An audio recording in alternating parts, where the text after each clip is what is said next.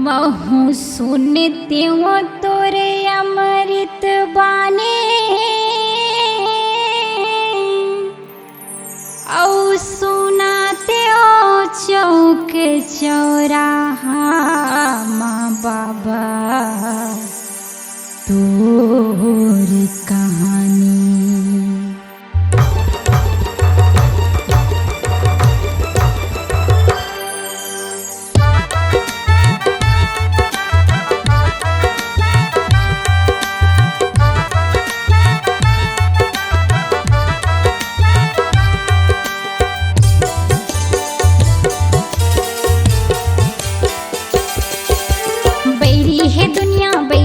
समाज बाबा तोरी चरण मगिरे हवाज, बैरी है दुनिया बैरी है समाज बाबा तोरी चरण मगिरे हवाज। गुरु तोरी चरण माया के बाबा मोला पार लगा दे, हे बाबा बाबा मोला पार लगा दे।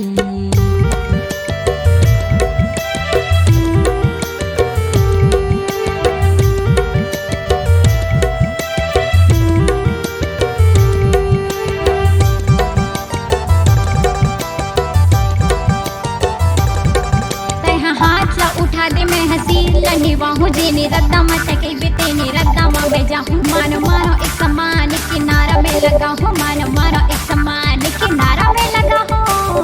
बाबा मूला पार लगा दे, बाबा बाबा मूला पार लगा दे।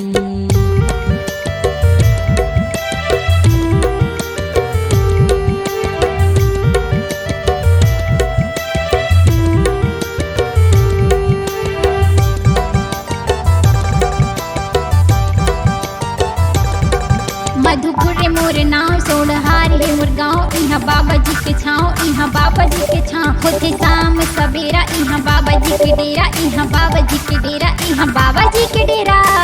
बाबा मूला पार लगा दे, बाबा बाबा मूला पार लगा दे।